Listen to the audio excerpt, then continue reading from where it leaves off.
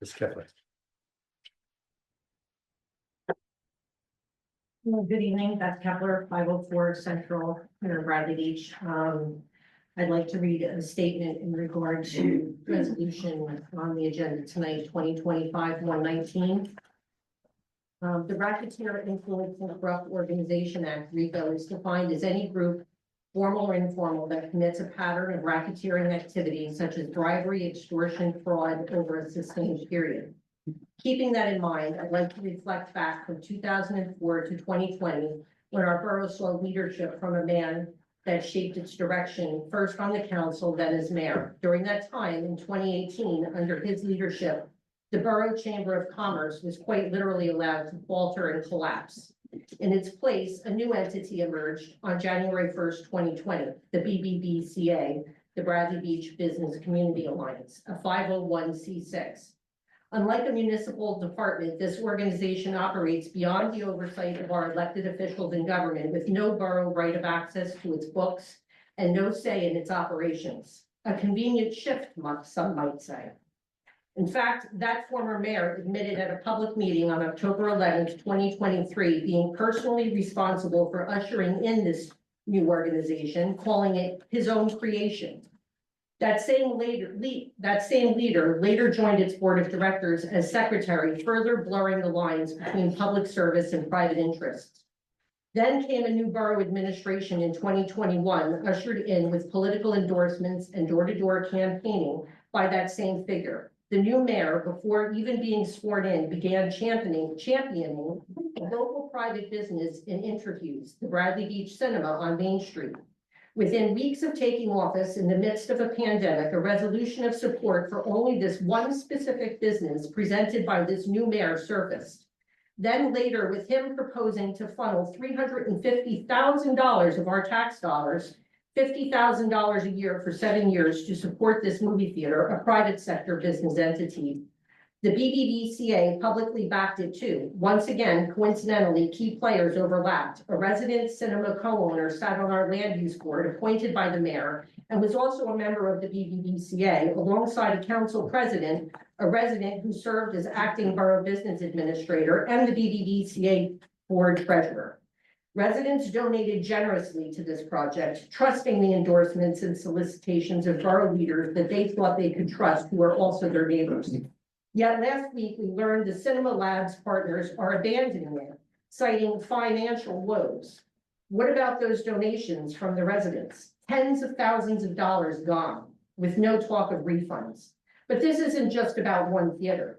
Let's pivot and look at the church disaster, which started under one corrupt administration and continued to be mismanaged under the next. The same two mayors, hands dirty and personally involved with both failed projects. Now consider our recent audits. 2022 flagged with multiple material misstatements. 23 remains unfinished due to shoddy records, with the 24 audit still looming. Our CFO from 23 lost his license to practice in New Jersey, unable to sign off on his own work. And the allocation of our federal COVID funds we've been inquiring about remain unaccounted for to this day. On September 27th, 2023, when asked by a resident, the then acting business administrator explained that the $9,000 payment on the bills list labeled FEMA signs was the borough voluntarily returning unused Sandy relief funds from 2013, 10 years later. Federal laws say misappropriated funds can't be recalled after 3 years unless fraud is suspected. There is no statute of limitation on fraud. I've posted the video to that exchange on my YouTube channel under my name, Beth Kepler, for all to see. I've over-requested the documents surrounding this 2023 FEMA refund the resident volunteer acting VA spoke of. And then there's the bank accounts. We were told that there were approximately 23 accounts. As I've recently stated in an over-request by me, revealed that there are in fact 53 bank accounts, double what the amount we were told, spread across 3 banks. The borough admits it doesn't track their purposes or reconcile them. And the 53 bank accounts for a town our size, very unusual. Why the discrepancy? Why the silence? Residents have long worried about the blurred lines and shady record keeping going back to council meetings I've shared clips of recently on my YouTube channel. August 31st, 2021, September 27th, 2023, October 11th, 2023, February 14th, 2024, and April 24th, 2024, all demonstrating residents and council members raising concerns over things such as shared borough addresses on BBBCA letterhead, shared services between the borough and the BBBCA, commingling of trust fund money, sources of payments for events, violations of borough ordinances. I'll continue during public comments. Paula Gavin, I live at 106 Evergreen, and I'm here tonight to say a few things about the Bradley Beach Business and Community Alliance. I wanted just to reaffirm that we were created in 2019 as a part of the Bradley Beach Strategic Plan. We are volunteer-driven essentially. We have since 2020, our first year of operation, had either a resolution with the borough or a memorandum of understanding with the borough. And you fulfill that to the board. We have consciously and deliberately partnered with the borough to fulfill our requirements and our obligations. Secondly, I want to say we have also fulfilled every requirement of the 501(c)(6). Our involvement in the Bradley Cinema included their membership in the Alliance, A, and B, their support of our movies in the park. We have been and we will continue to be a proponent of the Bradley Cinema. It is a part of our town we would love to see continue, but we have been advocates for the Bradley Cinema through their membership as well as their support, and that is it. We are very proud of our mission. We are proud of what we do for our residents, our businesses, and our nonprofits. We have a plan every year. We report on that plan. We report on our results. So I simply wanted to have for the public record our commitment to continue to fulfill our mission and to fulfill every requirement with the borough, as well as being a 501(c)(6) in good standing. So thank you for your support and thank you for listening. Thank you. I'm going to continue where I left off in what I was reading before, and you'll understand where I was going with it in relationship to the resolution for this evening. I'm going to start with here.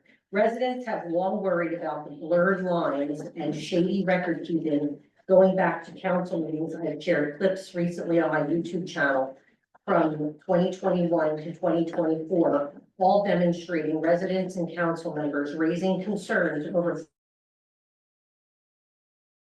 things such as shares on BBBCA letterhead, shared services between the borough and the BBBCA, commingling of trust fund money, sources of payments for events, violations of borough ordinances, not honoring tourism board decisions made by official vote and overriding tourism officials' authority completely, invoking special privileges for waivers of permit fees, overlapping roles of board members between the BBCA and borough government officials, creating conflicts of interest between the BBBCA and our borough government.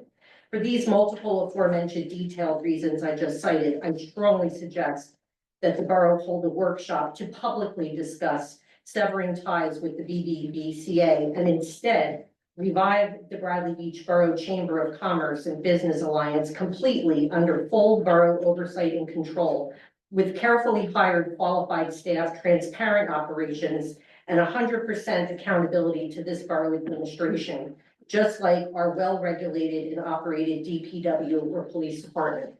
Because here's the deeper truth. Patterns of gross mismanagement, fiscal chaos, and self-serving decisions strongly suggest an intent to undermine our borough's solvency. I implore everyone listening to my words to please watch a movie documentary that's available for free on YouTube. It's 1 hour. It's called All the Queen's Horses. It's a shocking 1 hour documentary about a small town bled dry by their trusted officials. It feels eerily familiar. Where was our federal COVID money spent? What was the $9,000 2023 federal FEMA payment really about? What did the 2023 and 2024 audits reveal? What came of the New Jersey Comptroller's August 2024 investigation demanding 23 financial documents spanning from the entire term of one mayor? Too many questions linger and are left unanswered. Our town and the residents deserve those answers. We must follow the money. We have an obligation to get to the bottom of what really happened, not just change course and move on because now we have a trustworthy administration. There must be accountability for what has happened over the past 12 years in this community. Therefore, I respectfully request that we bring back the Borough of Bradley Beach Chamber of Commerce and Business Alliance under the control of the borough, offering full transparency and accountability to the tax-paying residents. And I'd like to reiterate, in case it was lost on anyone the first time, there is an overlap between the BBBCA, the borough government, and its connection with the beach cinema, which residents lost tens of thousands of dollars. It wasn't just a failed operation. People in this town lost a lot of money. There was a resident cinema co-owner who sat on our land use board appointed by the mayor and was also a member of the BBBCA, alongside the council president, not Mr. Noble, a previous council president, a resident who served as an acting borough business administrator and the BBBCA board treasurer. And the previous mayor also was on this board. So there is a lot of not just commingling of money within funds, but an overlap of borough officials on a private board whose books, the 501c6, is different than a 501c3. A 501c3, the books are required in a 501c3 to be available and to be open to the public for review. But a 501c6 is a hybrid nonprofit whose records are not open to review. And so I just want to leave you with that, and I want to thank Mr. Doherty for stepping in at a really, chaotic time in our borough, and somebody else, our loss is going to be somebody else's gain, and I thank you for standing with our mayor and our council and helping us try to make sense of what we were left with. Thank you. And congratulations.